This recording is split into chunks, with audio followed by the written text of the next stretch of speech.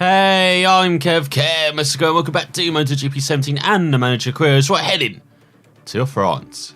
And just in time to save MacDonald's season, the rain has come once again in France and Le Mans around this Bugatti circuit. It's also for like the first time playing the series. I actually practiced around this circuit last night before recording this. So hopefully I'll be decent around it, but that was in dry conditions. This is slightly different. It maybe had a dry line, but you can see on the back wheel, seen some spray. It definitely is a bit wet still. But in these similar conditions last season, this is where MacDonald, he really began his season. With an emphatic winner, of course, hoping to repeat that. He's definitely a wet weather master. Is this rider. Has to go through this very winding corners now. Yeah, round here. Very tight and twisty. Then we've got this hairpin. Again, that seems to go on forever. And it's very different to its bigger brother circuit.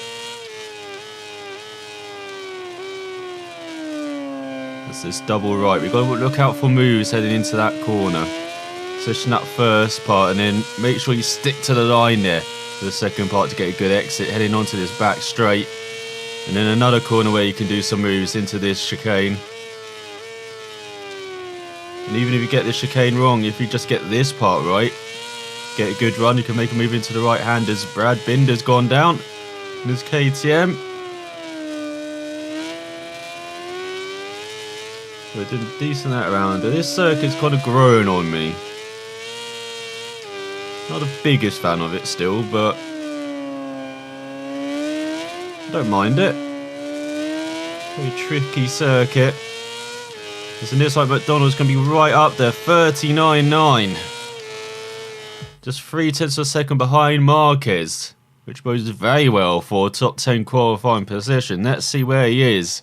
So he skipped the time. Oh, he's leading on the second row. No, he's at the back of the second row.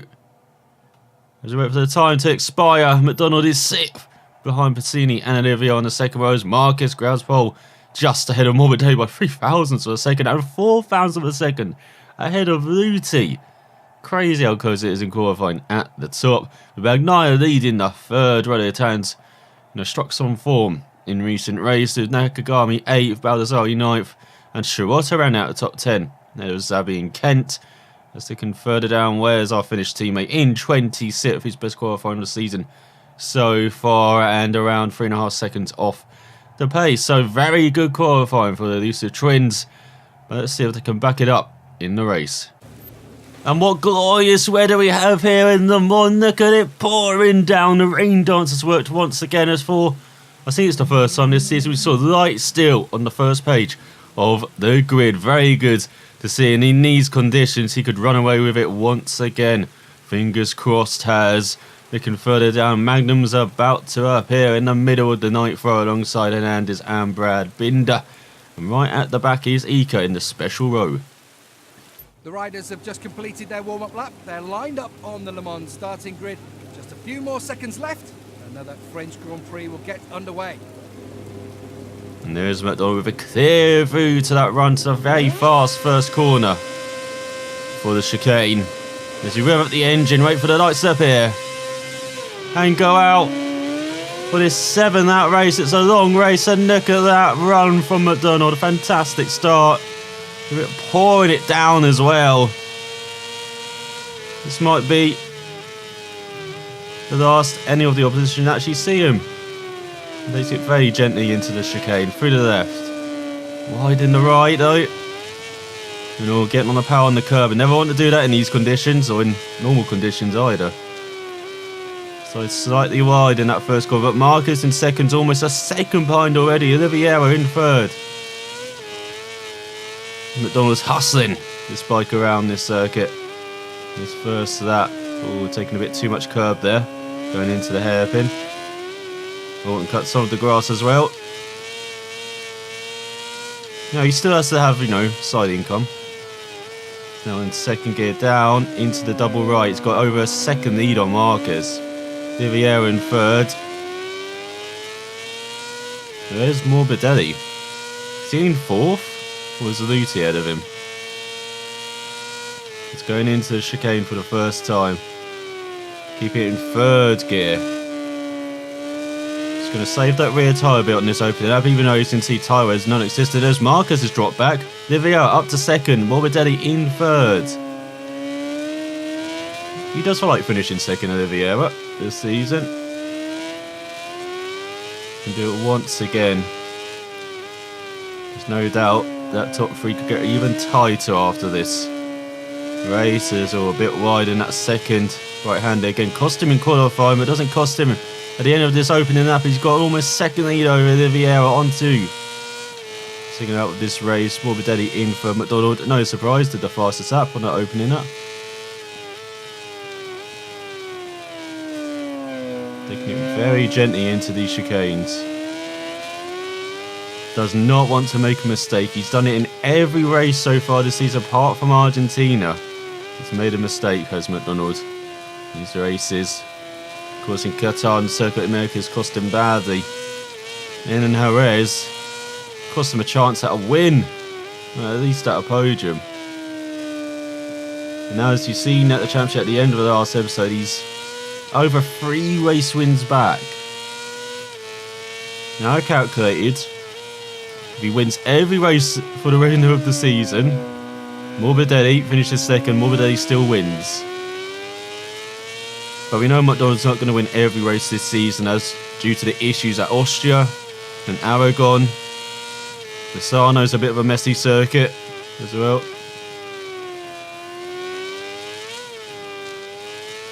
That's 3 races where MacDonald's probably not going to be challenging for the win.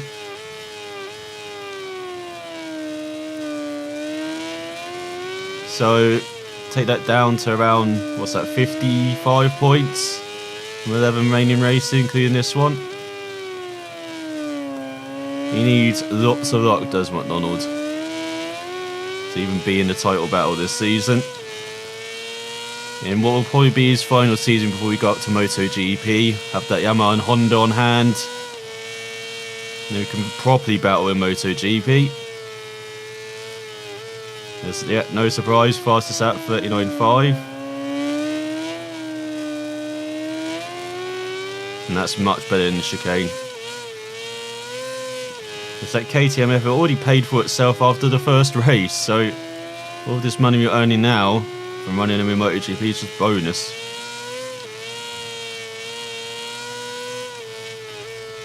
I do wonder who we're going to have riding in MotoGP already for the next season. Do I go for a good rider alongside MacDonald? Did I keep one of MotoGP better? Because they got top MotoGP affinity, which could be handy at first as you try and develop the Honda or Yamaha. I said I prefer the Honda. I might even stick with the Ducati. I do love the Ducati. But I get the feeling that's going to be a difficult bike to ride. It's not going to be as smooth as particularly the Yamaha, but also the Honda. Let's come to the end of this third lap. Over a 5-second lead. He's waltzing in the lane. Once again is MacDonald. Just needs every race to be like this. As you saw last season, half of his win, almost all of his wins actually, they're in the wet. I think he got 6 or 7 races. So this is the first one on the board. Just need to do more rain dances. And MacDonald could definitely be right up there. He's still got 38.7.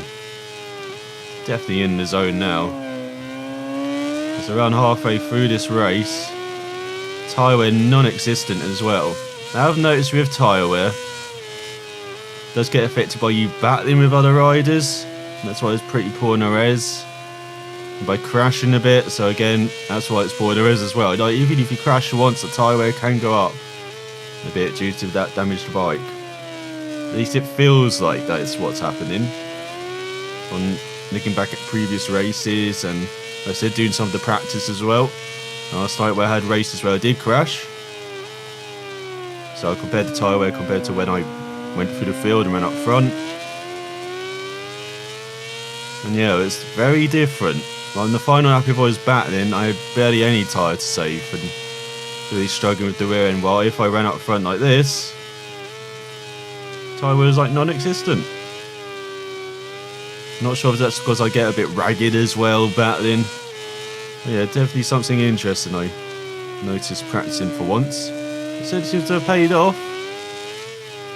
As we come to the end of the 4th lap. I do love that left-hander that we just gone through, because he got that camber which sucks the bike to the apex. As Marcus passed to Oliveira for 3rd. Oliveira not on the podium this season. What is this madness? It's another 38. He's getting consistent now at the front. He's got the Mark VDS pair behind him. Guessing Luti's ran out the top 5, but you never know with Thomas. As you've seen this season already. And Kota and Orez crashing out. Very uncharacteristic from the veteran.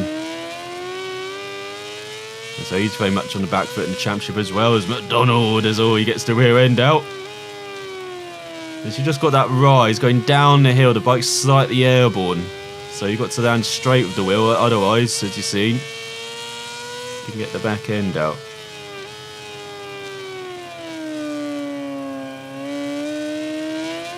Well, yeah, it's interesting seeing those tiny mechanics which seem to have been changed from previous games as well. I don't remember tyre wear being that bad in previous games due to damage. I remember being in a league in us, it's MotoGP 14. The tyre wear was a big issue early in the season, but that's just because we rode 100% every lap. These were 10 lap races on a MotoGP bike with like no assists, and yeah, we just rode too hard. I remember one race in Jerez. I think I was winning heading into the final lap, and then I lost on the final corner because I just revved it up as normal instead of actually, short shifting up, being very gentle in the power. And I think quite a few players in that lobby also crashed on the final lap. So, yeah, but by the end of the season, we just got the hang of it. We knew how to ride, we adapted. So it'll be interesting to see what happens in MotoGP then, if we have these same tyre wear issues. If we have to adapt, I won't have to ride as flat out as I did in Moto3. I mean, I've already taken it down a notch in Moto2. You see that particularly when I'm leading, short shifting up, being very gentle on the power as you're seeing in this race. Of course, not just due to conditions, but this is just saving the tyres slightly. So it'll be interesting to have the same issues in MotoGP, at least for the first few races, and then get on top of it by the end of the race, by the end of the season. It's near the end of this race. Nakashima has gone down, unfortunately, from 28 for the Japanese rider. As MacDonald's just cruised so far in front, the time is no longer showing the gap to Morbidelli behind. I think it's Morbidelli. It's one of the Mark VDS twins. We're checking the next sector. It's coming on to the final lap. This race is kind of actually flown by, from my perspective. It is Morbidelli in second. Oliveira in third. Marquez again dropping back. After that win the last time out, I thought he'd be catching up to Morbidelli. But he's dropped back immediately again, it looks like, to his Italian teammate. And Oliveira once again being on the podium, being so consistent as the Portuguese rider. As we go on to the final lap. Oh, MacDonald slacking, he's dipped into the 39s. And look at that tyre wear. And they're around, is that a third to a half worn? Well, if I was battling through the field, it would be closer to a quarter at this stage. So it shows the difference when you're in command, got the whole shot, you can just manage your paces. Oh, that's a bit wide. He's a right-hander. But that's okay in this corner, because it's very long ranges. It's a horseshoe shape, isn't it? So doesn't matter if you do that. It's all, once again, almost losing the front end under braking there. You can feel that. Just going slightly wide, getting a bit sloppy on this final lap. But it doesn't matter as long as we don't fall. And then into the double right. Very gentle on the pound the first part, then hammer it. Nailed it. And the second part. See, I've forgotten how to speak now at the end of this race. I've had to just fill the time, unfortunately. I do apologise for it being another boring race, but it's MacDonald back on form. It's MacDonald back in the championship slightly. He's only taking 5 points out of Morbidelli. As I said, that's not good enough. We need Morbidelli to get like 5ths and 6ths. We need him to really drop back in race results. And MacDonald be consistent on the podium every race, or at least on the podium every race. They need to be winning races, just like this one in France as we come out the final corner. And MacDonald finally wins this season, almost goes into the board on the inside. Like we saw spectacular at Silverstone last season, but he wins by 12 seconds, class off the field once again in the wet conditions, with Oliveira in third behind Morbidelli, Marcus in fourth, Baldassari in fifth ahead of Luti by 4/10 of a second, Bagnaia 7th, Nakagami 8th, Zabi in 9th, Marini 10th, Corsuaro, Akaza Piscini down in 13th. Disappointing for the Italian, Danny Kent 14th, and Brad Binder may not have had a good qualifying, but certainly had a good race, a second and a half ahead of Marcel Schroeter. The final point as our teammate finished in 22nd. Not the best race from him. They would expect him to be in the top 20 at least, as Manzi was right at the back. As in the championship, Morbidelli leads by 23 points, with Marquez in third, 32 points back, with Baldassari up to fourth ahead of Bagnaia, as Piscini drops down to 6th, Luti in 7th, Sabi in 8th, and the big climber, MacDonald's up into the top 10 for the first time this season in 9th ahead of Nakagami, as Courtois, Marini and Agata drop down the order. And there are no other changes apart from Navarro up to 28th ahead of Nakashima, and Ika no longer the wooden spoon carrier. That goes to Pauli now. As in the constructor stand-ins, it's a perfect 5 for 5 for Canex to say lead KTM by 33 points. Tech 3 in third, 19 points ahead of Suter, 19 points ahead of Speed Up. Oh, it's a bit late in the season than we would have liked, but MacDonald's finally on the top step, and yes, he surfed the wave today in it. Invincible. That's a fantastic return to form for MacDonald. Started 6th, finished in first. Well, for the Finn, bit disappointing that race. Only up 4 positions. Well, for a MotoGP team, well, you would expect them to finish. But Nook, Gold Star once again, goes to a Moto3 team. Andrea, what are you doing? Horrible qualifying. Up to third in the end. 27 places made up. Insane. And his race objective was to finish in the top 15. That's gone up. So has it for the Argentine rider, finishing the top 12 as he's 7th in the championship after finishing 2nd in the race, after starting 2nd, a double podium for the first time, I believe, ever in this manager career. And it goes to our Moto3 team. Oh, we're getting them some drinks after the Mans tonight. Fantastic riding from the pair.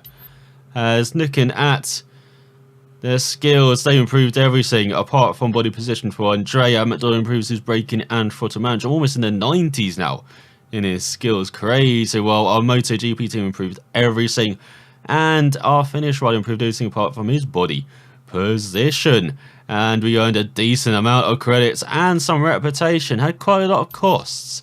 I wonder why that is. Is that due to... That can't be due to MacDonald. Let's actually break this down then. So looking at the reputation, that's the one we're focusing on. Moto3, Moto2. Oh, it's our MotoGP team. Not achieving the race objective. Lose 1,000 reputation. Bloody hell. Well, at least you earned a decent amount though. At the end of this episode, we've got another activity day. As we're further away through the season, we can choose to do a sponsored event for 9,000 credits, do some high society, go to a high-class social event to earn 750 reputation, or go to the coach and do some abs and back muscle training for riders to improve their cornerability by 20% for the next race, or agree with an airline, reduce those mandatory costs to nothing for the next race transfer. I think we're going to stick with improving the riders because we're earning enough credits from these events, almost at that 3 million, should I say, mark, which we need for the Honda and Yamaha. We've already smashed it reputation-wise. So I think we're just going to continue focusing on improving these riders. I've seen it pay dividends in Moto3, waiting to see it pay off in Moto2 and in MotoGP. But I want to see our Moto3 riders win, so let's improve their cornering ability. As next time out, we'll be heading to the Autodromo del Mugello, the Italian Grand Prix. A fantastic venue and a fantastic race normally for MacDonald and the Elusive team. So can our Moto3 team win on home turf? Can Andrea do that on home turf? Can our Moto2 team, can MacDonald win once again? And can our MotoGP riders not finish last? Find out next time. Thanks for watching, and I will see you then.